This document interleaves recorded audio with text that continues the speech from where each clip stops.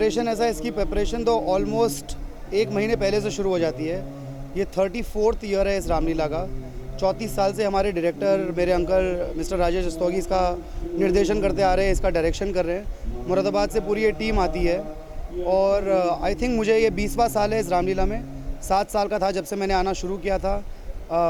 Uncle से प्रेरणा मिली, इस मंच से प्रेरणा मिली और उसके बाद धीरे धीरे एक एक कैरेक्टर को समझते हुए, इस रामायण के किरदार के अंदर उस पात्र को निभाते हुए आज मेरा एक जीवन का एक बहुत बड़ा अरसा इसमें निकल चुका है। और मैं जानता हूँ कि ये मंच ने ही मुझे आज जो कुछ भी हूँ, इस मंच ने ही मुझे सब कुछ दिया है।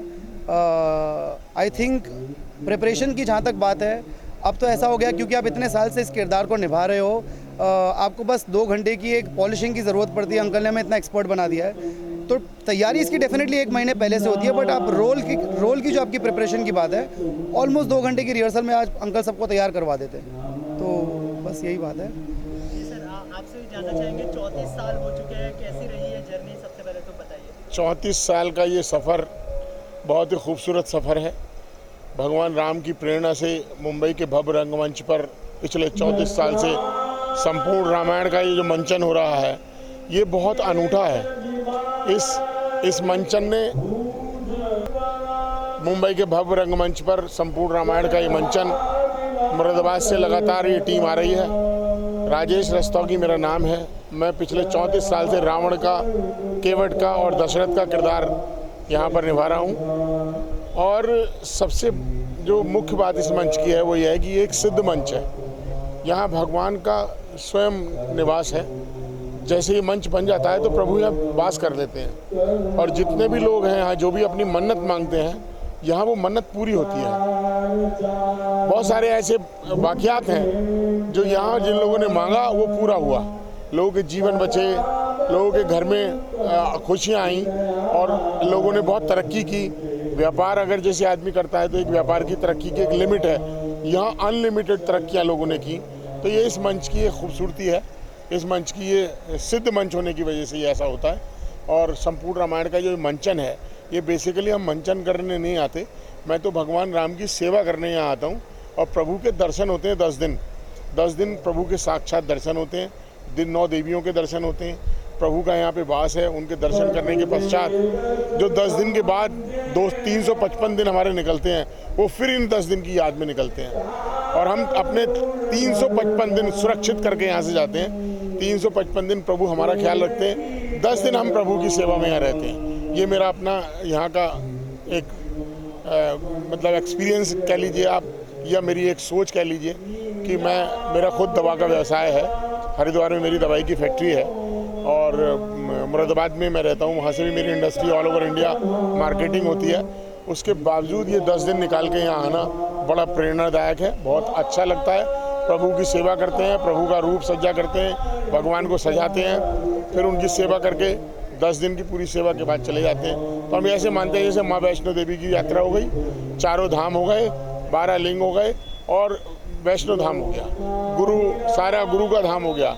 सारे धाम की, 4 धामों की यात्रा हो जाती है यहाँ 10 दिन में। और ये 10 दिन में जो हम प्राप्त करके जाते हैं वो अनमोल है। उस खजाने की कोई गिनती नहीं हो सकती। जैसे कि सुमित ने कहा कि आप किरदारों को पॉलिश कर देते हैं इतने सालों में, लेकिन यहाँ पे जो भारी संख्या में लोग आते हैं उनके लिए क्या कहना चाहेंगे, जिनका विश्वास है इस चीज़? मलाड की जो ये जनता है बड़ी धर्म प्रेमी जनता है। 34 साल से लगातार बहुत सारे बच्चे बड़े हो गए और बड़े बूढ़े हो गए। वो पूरी जनरेशन का एक गैप मेरे साथ जुड़ा हुआ है और मैं एक शब्द मंच से बोलता हूँ तो पूरी पब्लिक मेरे साथ खड़ी होती है। ये इस यहाँ का प्रेम है, इस श्रद्धा के साथ लोगों का जुड़ाव है। ये भी लगातार 34 साल से परिवर्तन देख रहे हैं। 21 साल के राजेश रस्तोगी को देखा था और आज 54-55 साल के राजेश रस्तोगी को उसी किरदार में देख रहे हैं। 34 साल पहले भी मैं रावण बनता था और आज भी मैं रावण बनता हूँ, लेकिन परिवर्तन हो रहा है।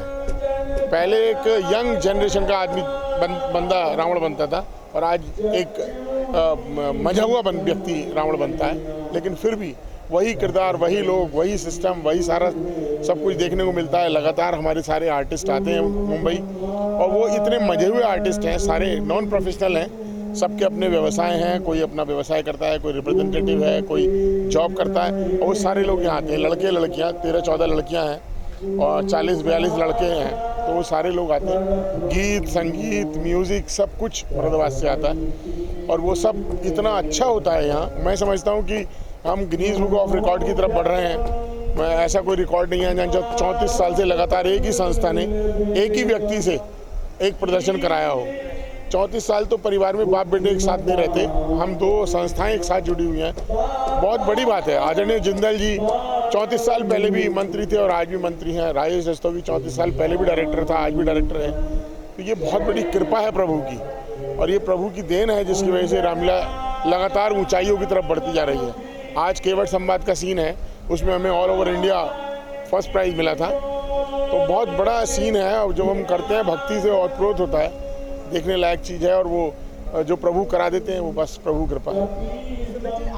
एक सीन मैं कट करना है, मैं हमारे बाबूजी को बुला लेता हूँ। हमारी रामलीला के पहले मंत्री, फिर ट्रस्टी, संस्थापक, अब संस्थापक इस संस्था के संस्थापक श्री रामलीला प्रचार समिति मलाड, संस्थापक महाराष्ट्र और गोवा के विश्व हिंदू परिषद के अध्यक्ष, और बहुत ही धर्म प्रेमी धार्मिक व्यक्ति, और हमसे हमारे पिता के समान है, पिता तुल्य हैं, अगाध स्नेह रखने वाले आदरणीय दीप्तिनंदन जिंदल जी। जी सर, आपसे जानना चाहेंगे ये जो शो है इतना सफल है, इसके पीछे जो है कहीं ना कहीं आपका हाथ है, तो उसके लिए कितनी खुशी होती है? ये आयोजन है, शो नहीं है, ये आयोजन है, रामलीला महोत्सव है। और पिछले 34 सालों से लगातार ये रामलीला का बहुत ही शानदार महोत्सव संपन्न होता आ रहा है। एक ही मंडली के कलाकार मुरादाबाद से आकर के अपना भव्यतम अपना जो प्रदर्शन है यहाँ पे आकर के करते हैं, और मलाड और बहुत दूर दूर की बम्बई तक की लीला जो प्रेमी हैं वो ला करके दर्शन यहाँ पे लाभ लेते हैं। और हमारे को सर्वश्रेष्ठ रामलीला का उत्कृष्ट पुरस्कार महाराष्ट्र गवर्नमेंट ने हमें वहाँ विधान भवन में बुला करके हमारे को प्रदान किया था। हमारे को गर्व होता है कि हमारे इस आयोजन को सफल बनाने में हमारे राममानस मंच के माननीय रस्तोगी जी का बहुत बड़ा हाथ है। और हमारे में से ये निकला हुआ एक बच्चा, ये सुमित खेतान, जो अभी लक्ष्मण का रोल निभा रहा है, बहुत ही अच्छी सुंदर मतलब इन्होंने अपनी भूमिका तो निभा ही रहा है, लेकिन इस राम लीला के माध्यम से जुड़ करके और यहाँ पर श्रद्धा रख करके आज बहुत बड़ा इवेंट मैनेजर बन गया है, जो अपनी खुद की इन्होंने एक कंपनी खोल रखी है और उसमें बहुत अच्छा प्रदर्शन कर रहे हैं। तो जो भी लोग यहाँ पे आकर के इस संस्था से जुड़े हैं, रामलीला से जुड़े हैं, उनका दिन और रात दूनी चौक तरक्की हुई है, ऐसा हमारा मानना है कि श्रद्धा से जो आकर के लोग इसको जुड़ेंगे उनको भगवान जरूर तरक्की देंगे, ये हमारा मानना है। आप क्या कहना चाहेंगे, इतने सालों से किरदार को आप जीते आ रहे हैं, कैसा एक्सपीरियंस था डायरेक्टर साहब के साथ काम करने का, और किस तरह से सपोर्ट करते हैं इस किरदार को लेकर? मुझे इस रामलीला में आते हुए आज 20 साल हो गए। मैं बहुत छोटा सा बच्चा था जब मैं, इनको भी मेरे नाना जी, ये मेरा नाना जी समान है, मैं इनको नाना जी कहता था। मुझे बंदर बनना है, मुझे भगवान राम की वानर सेना होती थी, मैं इनके पीछे पड़ता था, मुझे बंदर बनवाइए। तब उन्होंने पहली बार मुझे हमारे डायरेक्टर मेरे अंकल आदरणीय श्री राजेश रस्तोगी से मिलवाया और मुझे पहली बार स्टेज पे बंदर बनाकर भेजा गया था, और वो एक बहुत अलग एक्सपीरियंस था। बहुत वानर सेना में मुझे भेजा गया था। और जब हम छोटे होते तो हमें भगवान की इतनी नॉलेज नहीं होती, इतनी श्रद्धा के बारे में पता नहीं होता है, तो एक बहुत अच्छे एक्सपीरियंस के लिए आप जाते हो कि चलो हमें मज़ा आ रहा है, हम छोटे, हमें समझ नहीं आ रही उसकी इच्छा क्या है। बट जैसे जैसे साल बीतते गए, वर्ष व्यतीत होते गए, हमारे बुज़ुर्गों से, हमारे डायरेक्टर से हमें सबसे भगवान राम की प्रेरणा मिलती गई, और धीरे धीरे कर ये प्रेरणा एक श्रद्धा के रूप में बनती गई। और इसी तरीके से हर साल, आज ये 20वां साल है, मैंने एक साल यहाँ पे रामलीला में आना छोड़ा नहीं है, और ये मेरी नहीं, भगवान राम की देन है, उनकी इतनी कृपा है जो 20 साल से इस मंच पर हमें इसका आशीर्वाद मिलता आ रहा है। हमारे जिंदल अंकल से, मेरे स्वर्गीय नाना जी श्री दयाराम जी भूत से, हमारी रामलीला प्रचार समिति से, राममानस मंच से, सबसे इतनी प्रेरणा मिली है जिसका शब्दों में बखान करना शायद मुश्किल है। तो मैं सिर्फ ये कह सकता हूँ, इस मंच से जो भी व्यक्ति सच्चे मन से यहाँ पर हाथ रखकर कुछ भी मांग कर जाएगा, यहाँ तक कि आप भी आए हैं, मैं आपसे भी कहूँगा इस मंच पर श्रद्धा के साथ सच्चे मन से कुछ मांग कर जाइएगा, और यदि वो पूरा हो जाए, अगली साल आप जब भी आए, भगवान का जब भी जयकारा हो, उस पर हाथ उठा करके जय ज़रूर बोलना, हमें आपका जवाब मिल जाएगा। निस्वार्थ भाव से। आखिर में ऑडियंस से क्या कहना चाहेंगे जो इंटरव्यू देख रहे हैं अभी? ऑडियंस से हम यही कहना चाहेंगे कि हमारी एक छोटी सी प्रेरणा है श्री रामलीला प्रचार समिति मलाड की और श्री राममानस मंच की, कि हम भगवान राम के चरित्र का चित्रण सबके सामने दिखाना चाहते हैं। ये कलयुग है, यहाँ पर जो चीज़ भगवान राम नहीं चाहते थे वो भी चीज़ हो रही है। तो हम वही दौर को दोबारा रिपीट करवा कर ये दिखाना चाहते हैं कि भगवान राम ने जो राम राज्य की स्थापना की थी, हम उसी युग में पुनः जाकर उनके आदर्शों को जिए, और जो भी प्रेरणा हमें उनसे मिली है यदि उसका एक अंश भी हमारे जीवन में आ जाए तो ये जितना भी आतंकवाद यहाँ पर फैल रहा है वो सारा समाप्त हो सकता है। तो बस हमारी एक इतनी छोटी सी प्रार्थना है राममानस मंच की, रामलीला प्रचार समिति की, सभी कलाकारों की, सभी कमेटी के लोगों की, कि हम कोशिश करके एक छोटा सा अंश भी ऑडियंस की तरफ इसका पहुंचा पाए, भगवान राम की प्रेरणा दे पाए और वो एक हिस्सा इसका अपने घर ले जाए और उस पर अमल करे, ताकि अगर वो 100 में से एक व्यक्ति भी वो अमल कर लेता तो हमारी ये योजना सफल हो जाती है। यही हमारी सबसे प्रार्थना है और यही हमारी इच्छा है। Thank you so much.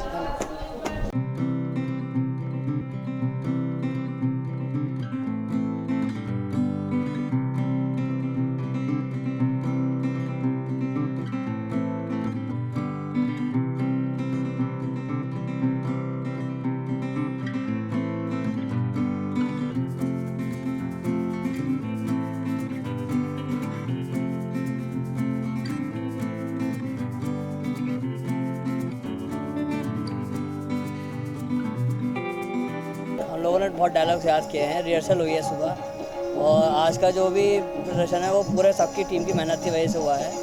आज वनवास है तो हम उसके लिए पूरी तैयारी में हैं और के संवाद अब वहाँ पे होगा। सीता जी, आपका जो वनवास होने वाला है, आज क्या कहना चाहेंगे कि आप प्रिपरेशन थी आज के लिए कितनी मुश्किल थी? हम लोग सुबह से ही प्रिपरेशन में लगे हुए, रिहर्सल्स हुई है, डायलॉग्स याद किए हैं और सुबह से ही नहीं बल्कि हम लोग वहाँ मुरादाबाद से ही रिहर्सल में लग जाते हैं आज के लिए। काफ़ी सारी मेहनत करी है, अच्छा ही करना होगा, भगवान हमारे साथ हैं। अच्छा, आप तीनों से जानना चाहेंगे कॉस्ट्यूम जो है काफ़ी हैवी है, तो कॉस्ट्यूम को हैंडल करना कितना मुश्किल हो रहा है? जी, अगर आपने रामानंद सागर की, मोती सागर जी की रामचरितमानस की रामायण देखी होगी, जय बजरंगबली देखा होगा, जितने भी पात्र आपने सीरियल देखे होंगे, आप गारंटी से इस कॉस्ट्यूम को देख सकते हैं। एक कॉस्ट्यूम की एक डेफिनेशन, जो ये भगवान के वस्त्र है, उनकी जो ज्वेलरी है, उनके जो बेल्ट है, यहाँ तक कि बेल्ट पे भी अगर आप फोकस करेंगे तो सूर्यवंश बना हुआ है, क्योंकि ये रघुवंशी श्री राम है, इसलिए एक चीज़ पर बहुत बारीकी से डेफिनेशन दिया गया है। जो हमारी टीम आती है मुरादाबाद से, श्री राममानस मंच, उसके जो हमारे निर्देशक है मिस्टर राजेश रस्तोगी, उनका दवाई का व्यवसाय है, उससे हट करके 1 महीने पहले से जो इस प्रिपरेशन में लगते हैं, हर चीज़ में वो एक चीज़ों को बारीकी से ध्यान दे करके एक कॉस्ट्यूम को सिलेक्ट कर करके राम जी की, लक्ष्मण जी की, सीता जी के अलग अलग पात्र की कॉस्ट्यूम सिलेक्ट करते हैं और तभी उनको सजाया जाता है और उस मंच पर दर्शन किया जाता है। तो बताइए आज के दिन के लिए कितनी नर्वसनेस है, क्योंकि ऑडियंस ऑलमोस्ट पहुंच चुकी है, तो कोई नर्वसनेस है? आप नर्वसनेस तो अब बची नहीं, खत्म हो चुकी है। भगवान राम की लीला है तो उसमें नर्वसनेस होने की ज़रूरत ही नहीं है। नर्वसनेस जब होती है जब आप खाली परफॉर्म करने जाते हो, जब आप उस किरदार को जीकर उस मंच पर भगवान राम की लीला का चित्रण करने जाते हो, तब नर्वसनेस बचती ही नहीं है, वो ऐसे ही ख़त्म हो जाती है। सेम है। मेरा भी यही कहना है कि जब भी हम नर्वस होते हैं हम अंदर से सिर्फ भगवान जी का नाम लेते हैं और बोलते हैं जय श्री राम। अच्छा, जो डायरेक्टर साहब हैं उनके साथ काम करने का एक्सपीरियंस कैसा था? बहुत अच्छे हैं वो, और बहुत प्यार से, कभी आज तक नहीं डांटते हैं, बहुत प्यार से समझाते हैं, और शायद उन्हीं के प्यार की वजह से हमारी परफॉर्मेंस इतनी अच्छी होती है। बहुत अच्छी। अच्छा, जैसे सुमित जी 20 साल से जुड़े, आप दोनों से जानना चाहूँगा, आप कितने सालों से जुड़े हैं? मैं तो बचपन से ही आ रही हूँ, मैं 2.5 साल से यहाँ पर आ रही हूँ। राम जी की कृपा है, 2.5 साल से मैं यहाँ आ रही हूँ, और 5 साल से सीता जी बन रही हूँ। मैं पिछले 6 साल से आ रहा हूँ continuous. Thank you so much. One second.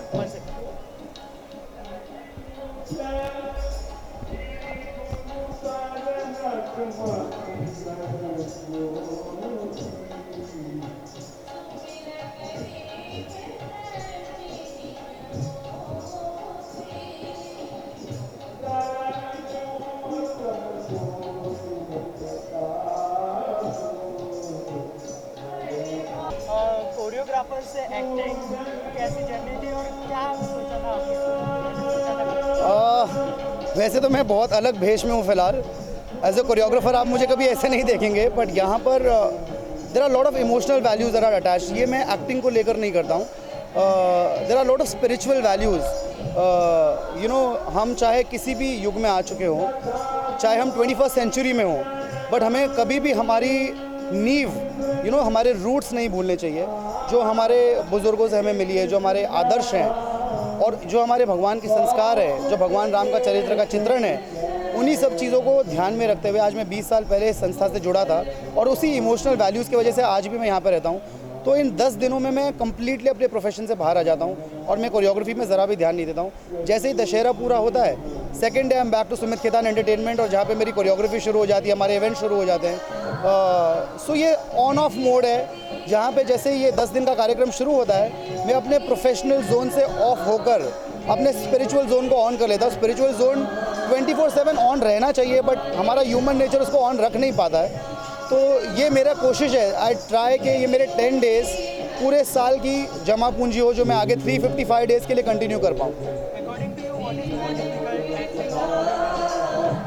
देखिए, जो भी चीज़ दिल से की जाए और मेहनत से की जाए, कोई भी चीज़ फिर डिफ़िकल्ट नहीं बचती है। मेहनत हर चीज़ में इंपॉर्टेंट है। Your hard work, your dedication, your conviction is important in each and every field. तो जिस चीज़ में आपने अपना दिल लगा लिया, हार्ड वर्क दे दिया और आपने एक एटीट्यूड बना लिया that you will not lose hope, तो आई थिंक सब चीज़ बहुत ईजी हो जाती है। Well, I would just like to tell you one thing that as far as ये नवरात्रों के दिन चल रहे हैं, माता दुर्गा के दिन है, शायद हम हमारी संस्कृति भूलते जा रहे हैं। तो हमें डेफिनेटली डांडिया खेलने जाना चाहिए, एक फ़न है, but at the same time यदि हम आधा घंटे का टाइम निकाल करके इन्हीं नवरात्रों के दिनों में जो हम कोशिश कर रहे हैं भगवान राम के चरित्र का चित्रण करने की, वो अगर हम आपको दर्शा पाए और यहाँ पे आप उसका कुछ एक छोटा सा अंश ले जा पाए, तो आप मेरी बात का विश्वास रखिए, इससे आपको कुछ ना कुछ फ़ायदा होगा। नुकसान, अगर फ़ायदा नहीं हुआ तो नुकसान तो डेफिनेटली नहीं होगा। तो एक ट्राई करने में क्या हर्ज है। Thank you so much. Solo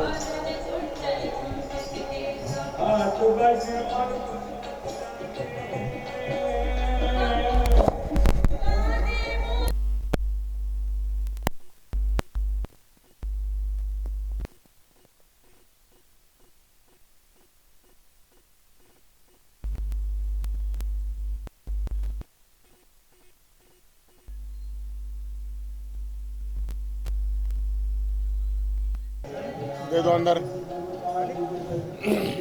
सबसे पहले तो जानना चाहेंगे, 34 साल से आप 3 किरदार अपने आप में जीते आ रहे हैं, क्या कहना चाहिए, कितने मुश्किल किरदार होते हैं, क्या फीलिंग होती है जब आप स्टेज पर जाते हुए किरदार में? देखिए, एक तो एक्टिंग होती है और एक किसी किरदार को जीना होता है। मैं जब दशरथ बनता हूँ तो मुझे नहीं पता कि मैं पर्सनली कौन हूँ।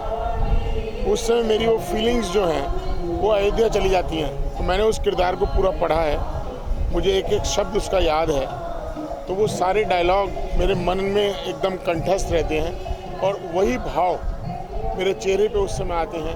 अगर रोने का सीन है तो हम लोग एक्टिंग नहीं करते, वो रुद्रन अपने आप नज़र आता है। कैमरे में हमारी जो वीडियो बनी है आप देखेंगे कि आंसू निकल रहे हैं टप टप।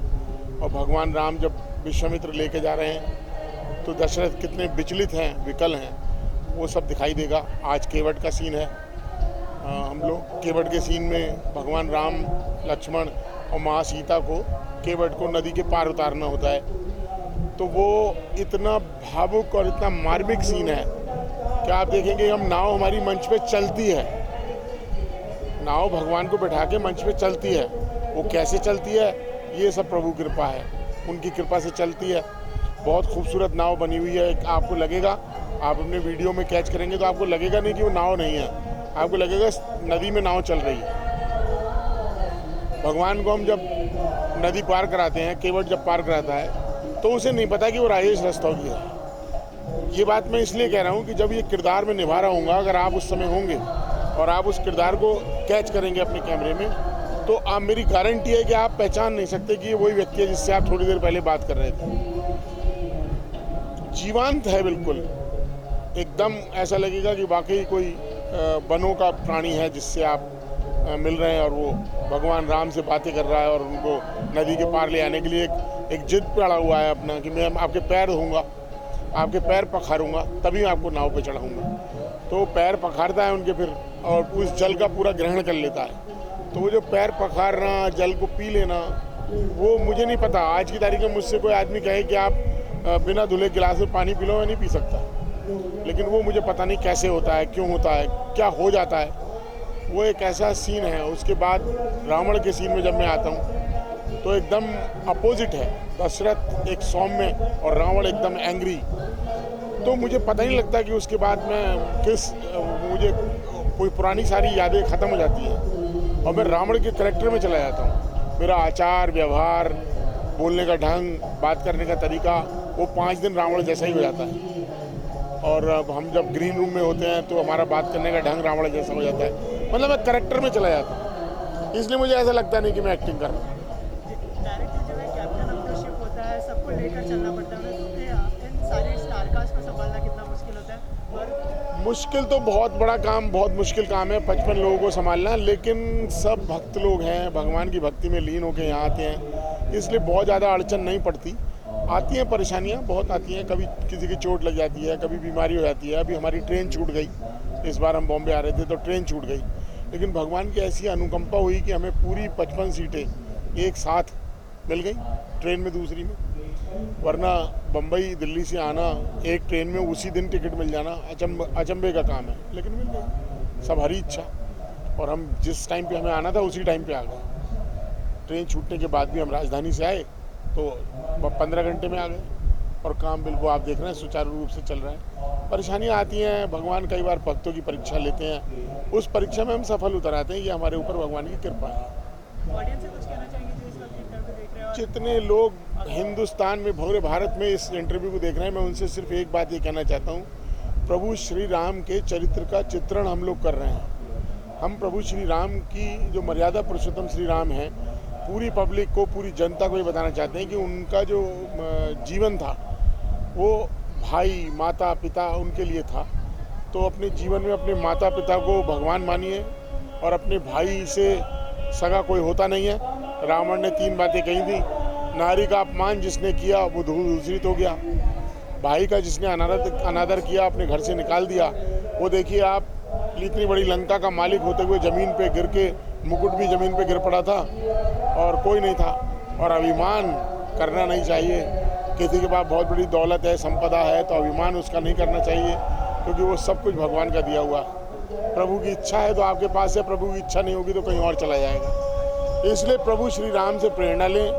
हम तो सिर्फ प्रभु श्री राम के नाम का वर्णन कर रहे हैं, उनके चरित्र का चित्रण कर रहे हैं और उनके नाम का प्रचार और प्रसार कर रहे हैं। हम चाहते हैं प्रभु श्री राम का नाम, प्रचार प्रसार पूरी दुनिया में फैले, लोग उनके कैरेक्टर को समझें और मर्यादा में रहें और प्रभु राम से प्रेरणा लेकर अपने जीवन को सफलता की तरफ बढ़ाएं। जय श्री राम।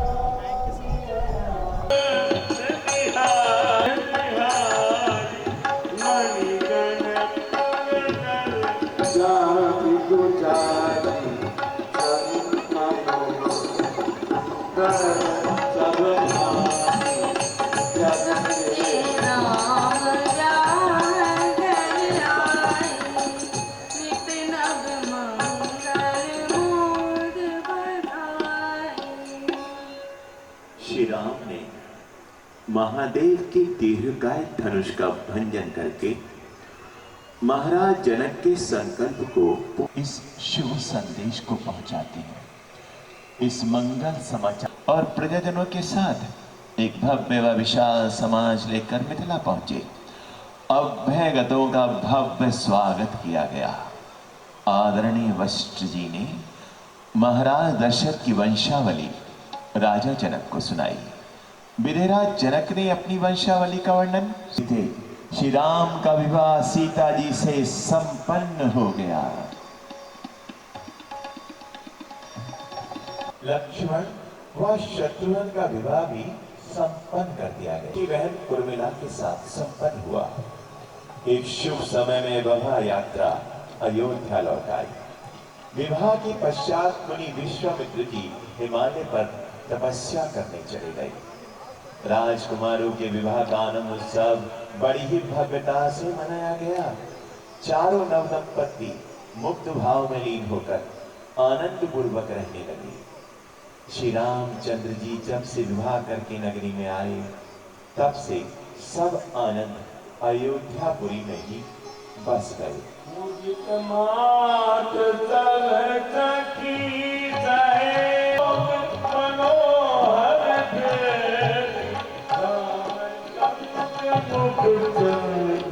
बिहारी समुदित मुखी जारी जब के नाम